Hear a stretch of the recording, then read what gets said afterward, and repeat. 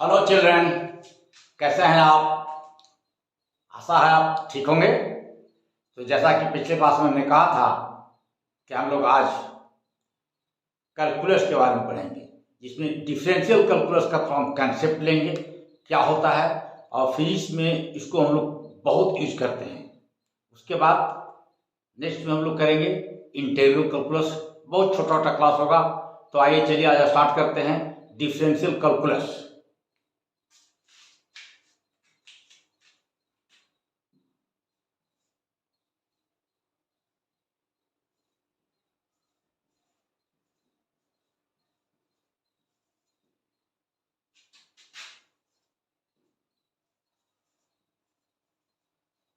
Calculus, differential calculus.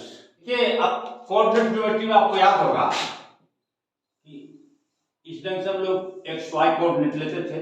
इस तरफ x होता था और इस तरफ वाई होता था। ये हमारा ओरिजिन है, यहाँ पर 0 0 और कोई एक ऐसा कर्व हम कंसीडर कर रहे हैं। तो यहाँ पर एक पॉइंट हमारा P है, जिसका कोऑर्डिनेट हमारा एक्स है और वाई है। और यह जो बढ़ते बढ़ते ये पॉइंट यहां पर पहुंच गया Q। यहां पर इसका कोऑर्डिनेट हो रहा है x प्लस डेल्टा x और y प्लस डेल्टा y। तो ये जो आपका है कोऑर्डिनेट x और y डायरेक्शन को दिखा रहा है। इसका मतलब है थोड़ा यहां से इसको हम परपेंडिकुलर डाल देते हैं, तो यहां से यहां तक पॉइंट दिखा रहा है। वाकई में यह x को दिखा रहा है। यहां से अगर यहां तक हम चले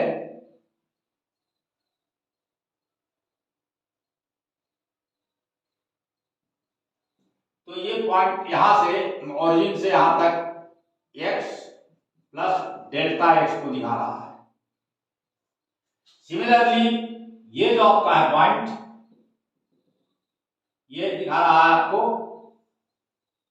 यहां से यहां y को। और अगर इसको हम लोग यहां से ड्रॉ कर दें तो ये जो पॉइंट है वाकई में है y प्लस डेल्टा y। कहां तक? ऑरिजिन तक। ऐसे ट्रायंगल पूरा करके देखते हैं क्या होता है।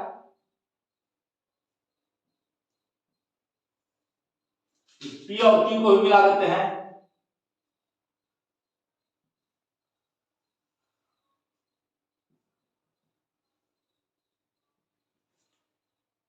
यहां पर n कह देते हैं, यहां P Q N या P N Q, ये 90 डिग्री हो गया। ये अगर थीटा है, अब ये बताइए कितना होगा। ये जो होगा पीएम की जो डिस्टेंस कितना होगा। यहां पर हमने लिया है कि P पॉइंट जो है मूव कर रहा है, P से Q तक आ रहा है, उसका डिस्प्लेसमेंट PQ है और ये इसका डिस्टेंस है जो है हमने दिखाया है। तो यह पीएम का डिस्टेंस क्या होगा और Q का डिस्टेंस क्या होगा। ऑफ कोर्स 90 डिग्री होगा, हमने सारा लिख दिया है मेजरमेंट्स को। तो आप बता सकते हैं कि what is PM. PM is nothing but x plus delta x minus x, that is delta x, and similarly qn is y plus delta y minus y, that is delta y। अगर आपसे पूछा जाए ये आपका delta y हो गया। Delta शब्द जो हम लोग लेते हैं, बहुत डेल्टा y डेल्टा x बहुत छोटे मेजरमेंट के लेते हैं। हम बड़ा दिखा रहे हैं लेकिन इतना बड़ा होता नहीं है, बहुत कम होता है। तो आपसे अगर पूछा जाए कि tan थीटा का वैल्यू क्या होगा तो क्या बोलिएगा? tan theta is equal to delta y upon delta x। अगर डेल्टा x 0 की ओर जा रहा है, मतलब ये छोटा से छोटा हो जा रहा है, q जो है एकदम इसके नजदीक आ रहा है, p के नजदीक, तो क्या होगा कि थीटा का मान भी 0 की ओर आएगा। If delta x tends to 0, तो theta will tends to 0, but delta x will not be 0, ये 0 नहीं होगा। एक्चुअली इस पॉइंट 3 पॉइंट पर डेल्टा वाई डेल्टा एक्स जो हम निकाल रहे हैं, ये टेंजेंट निकाल रहे हैं। What is the tangent? tan theta जो है टेंजेंट डायरेक्शन को दिखा रहा है हमारे, और यहीं से डिफरेंशिएशन को शुरू करते हैं। तो ये अगर लिमिट दिया जाता है कि theta tends to 0, delta tends to 0, theta tends to 0, तो ये हम लिखते हैं ऐसा। देखिए फिर इसमें आप लोग कैसे गाइड कीजिएगा इसको, dy और dx निकालना। अगर यह 0 की ओर जा रहा है तो कहे कि limit delta x tends to 0, यही हमारा लिमिट है। और वैसी स्थिति में इसको delta x delta y delta x न लिख करके लिखते हैं dy dx, ये लिखा जाता है। कोई फंक्शन अगर y is the function of x, तो आपसे पूछा जाए कि dy dx कितना होगा, तो आप लिखिएगा d is function of x dx। अब सिंपली हम लोग कुछ निकालते हैं इससे। क्या निकालते हैं? देखिए अब पहला फॉर्मूला है कि अगर x टू द पावर, पहला है y इक्वल टू, पहला है y equal to x to the power n minus 1, तो dy dx क्या होगा? dy dx is equal to a n into x n minus 1। यह एक फॉर्मूला लिखते चले रहा है। सेकेंड चलिए, अगर y इक्वल टू है u इंटू v, तो dy dx कैसे निकालेंगे? dy dx u into dv dx plus v into du dx, दूसरा फॉर्मूला। तीसरा फॉर्मूला इसका खूब यूज करते हैं हम लोग, y equal to u upon v, तो dy dx इक्वल टू क्या होगा? u into dv dx minus v into du dx upon v square. चौथा फॉर्मूला,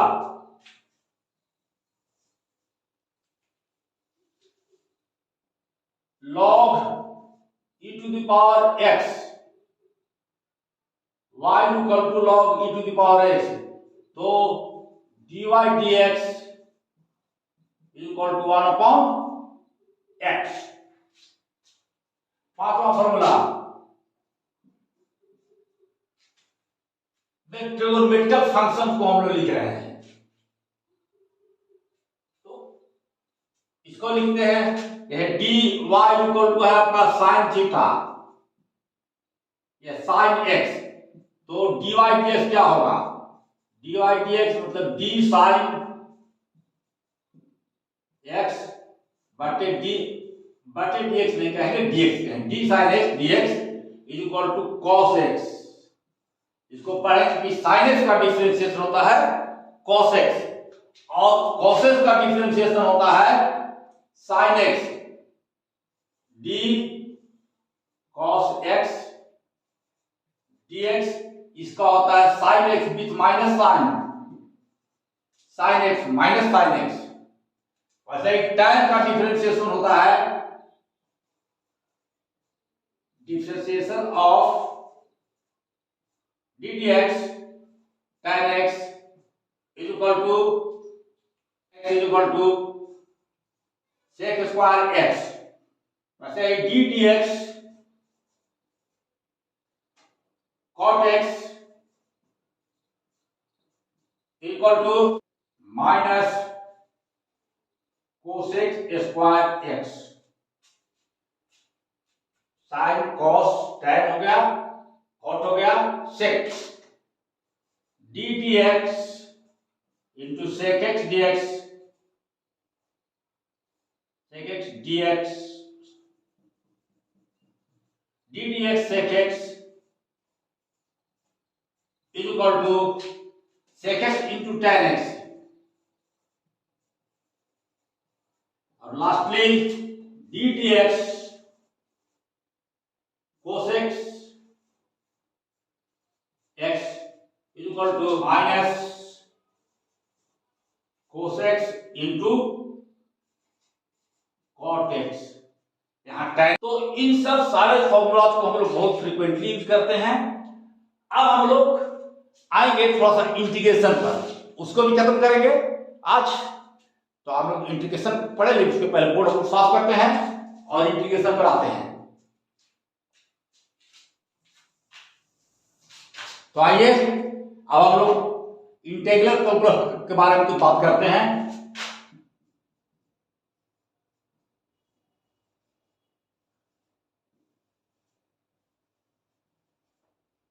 इंटीग्रल जैसा नाम से ही लग रहा है, फैलाना, डिफरेंशिएशन जो करते हैं हम लोग वहां पर छोटे पार्ट्स में बांटते हैं, जबकि इंटीग्रेशन में किसी को हम फैलाते हैं।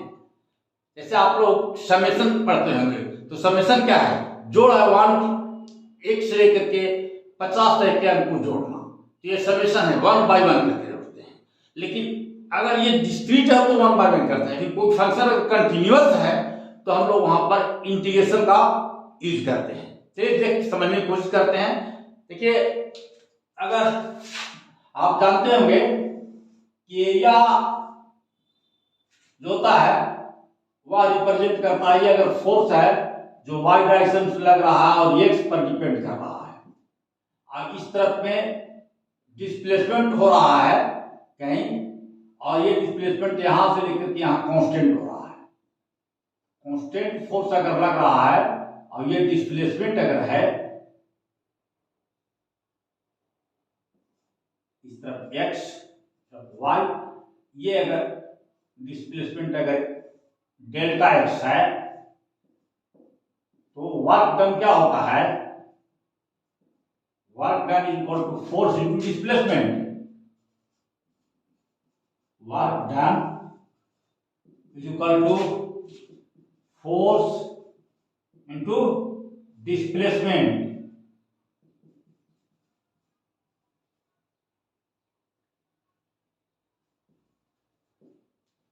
That is F x into delta x।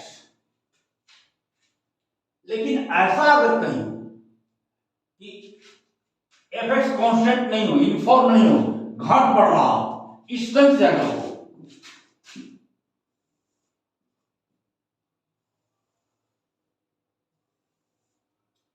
ऐसा कहीं है, इस तरफ में एफ एक्स लग रहा है और इस तरफ में एक्स आ रहा है, डिस्प्लेसमेंट हो रहा है, यहां ए से लेके बी तक कोई फोर्स कार्य कर रहा है,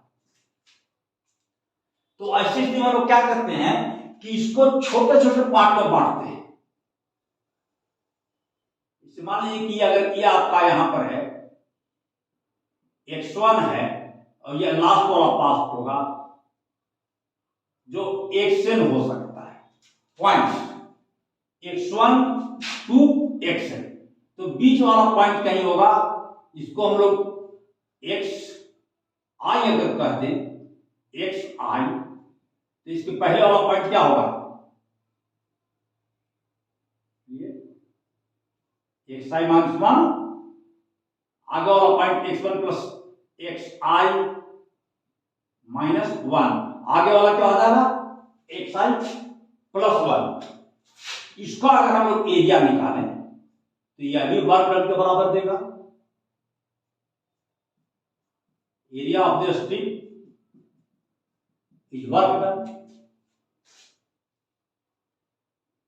तो हम लोग ये जो वाकई में डिस्टेंस है ये डेल्टा एक्स डिस्प्लेसमेंट है। Delta x is x I minus x I minus one. ये पॉइंट जो है एक्स आई माइनस वन और एक्स आई दोनों का डिफरेंस डेल्टा एक्स बता रहा है, जो कि डिस्प्लेसमेंट को बता रहा है। तो हम लोग क्या करेंगे, जब निकालना होगा एरिया या वर्क डन, तो वर्क डन हम लोग निकालना होगा ऐसी स्थिति में, तो क्या करेंगे, एफ एक्स आई इंटू डेल्टा एक्स आई, ऐसा लिखेंगे। लिखने का तरीका बता रहे हैं। और इसको हम लोग डेल्टा एक्स आई जो हम लोग लिख रहे हैं, यहां के लिए लिख रहे हैं, तो ये छोटे डेल्टा पार्ट में यहां पूरा को बांटते हैं, सबको बांटते हैं हम लोग, और बांटने के बाद इसको हम लोग जोड़ दें तो हम लोग वर्क निकल जाएगा। और जोड़ने के लिए क्या करते हैं हम लोग, जैसे जिस समय आप छोटा छोटा पार्ट में बांटिएगा तो हर एक जगह एक्स आई का मान बदलेगा, डेल्टा को नहीं बदलेगा, क्योंकि डेल्टा चौड़ाई है जो कि हमारा छोटा पार्ट है, लेकिन एक्स आई बदल रहा है, यह हर जगह बदल जाएगा कि यहाँ पर ज्यादा है यहाँ पर कम है, लेकिन ये डेल्टा एक्स तो हर जगह एक समान रहेगा। तो इसको हम लोग जोड़ने के लिए अलग अलग क्या करते हैं, सब पार्ट को जोड़ेंगे, इसको कहते हैं हम लोग समेशन। समेशन लेते हैं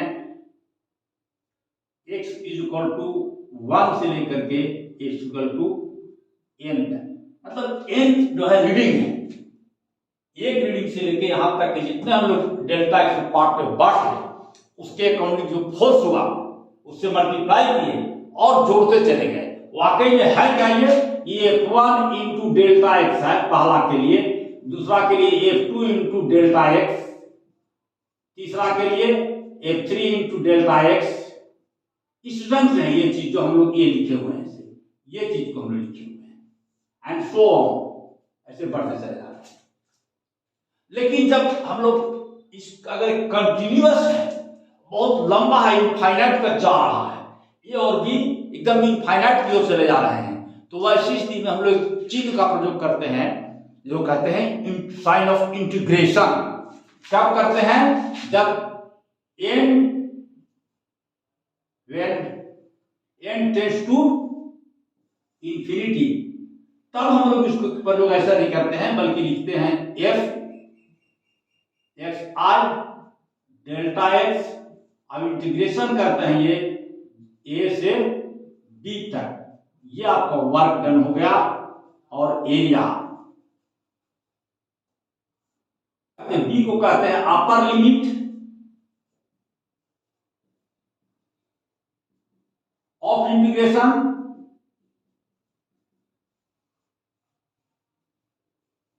और b को कहते हैं, a को कहते हैं लोअर लिमिट, मतलब जहां से शुरू और नीचे वाला को लोअर लिमिट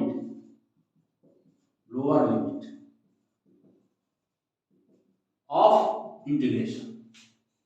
इसको हम लोग एक दूसरे तरीका से भी लिख सकते हैं, क्या कोई फंक्शन है f, इसको हम लोग इंटीग्रेट कर रहे हैं, लिखने का तरीका है f x dx, तो यह आएगा दो चीज में।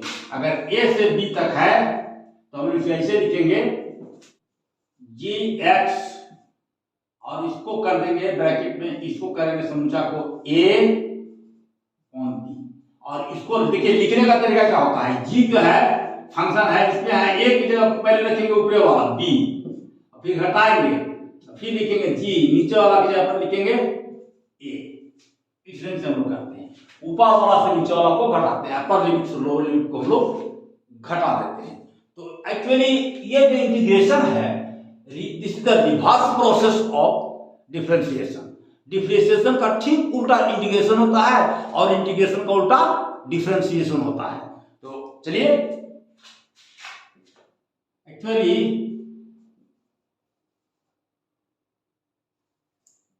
Integration is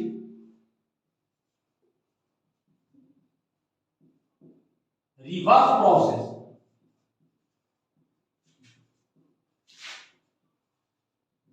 of differentiation।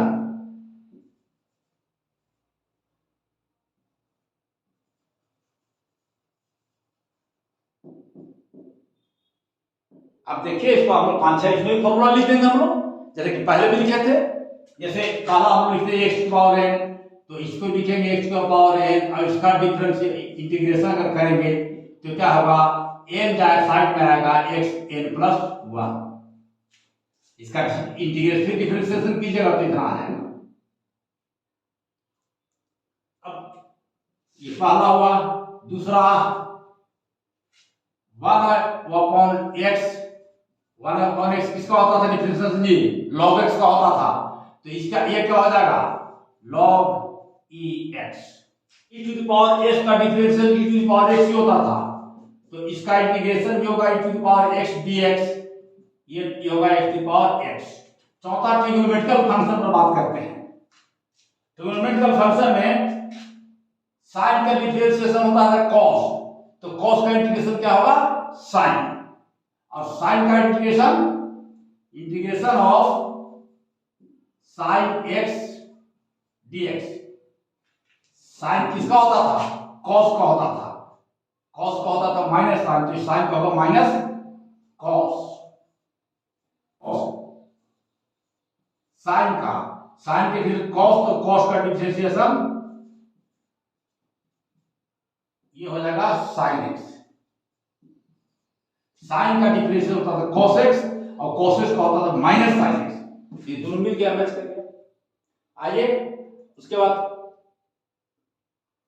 और कभी लिखते हैं, एक तो हम लिख सकते हैं differentiation of minus cosec square x dx, ये इंटीग्रेशन पूछा minus cosec square x dx, तो ये किसका होता था, कॉट का होता था, कॉट का डिफरेंशिएशन ही होता था, यहां पे क्या हो जाएगा cot x, तो sec square x dx, sec square किसका डिफरेंशिएशन होता था tan का, तो ये हो जाएगा tan x, sec x into tan x into tan x, किसका होता था, ये किसका होता था डिफरेंशिएशन, इसको होता था sec x का, तो sec x का डिफरेंशिएशन इतना होता, तो इसका इंटीग्रेशन हो जाएगा sec x, of course dx आ लिखा जी। तो इस ढंग से हम लोग इंटीग्रेशन और डिफरेंशिएशन को करते हैं, और हम समझते हैं कि आप लोग को अच्छी तरह से समझ में आ गया होगा, और इसको हम लोग यूज करेंगे आगे क्लासेस में। एक्चुअली एनसीईआरटी की किताब में दिया हुआ है, पेज नंबर 60 और 61 ऐसा ही कुछ थोड़ा सा शॉर्टकट में दिया गया है, तो उसी को आपको रिकॉल करा रहे थे और समझाने का आपको प्रयास करा रहे थे। तो चलिए अब हम लोग नेक्स्ट जो मिलेंगे, कुछ ट्रिग्नोमेट्रिकल फंक्शन भी हम लोग यूज करते हैं, साइन थीटा कॉस थीटा, उसके बाद sine 90 degree minus theta, cos 90 degree minus theta, 90 degree plus theta, तो ये ट्रिग्नोमेट्रिकल फंक्शन के बारे में बात करेंगे, और इसका थोड़ा निगेटिव पॉजिटिव कहाँ कहाँ होता है यह भी बात करेंगे, और हम लोग स्टार्ट ही करेंगे थोड़ा सा नेचर सर, इस थीटा का नेचर जो है कैसे कैसे वेरी करता है साइन टैन और कॉस में, इस पर भी चर्चा करेंगे। तो चलिए मिलते हैं नेक्स्ट क्लास में। थैंक यू बच्चों।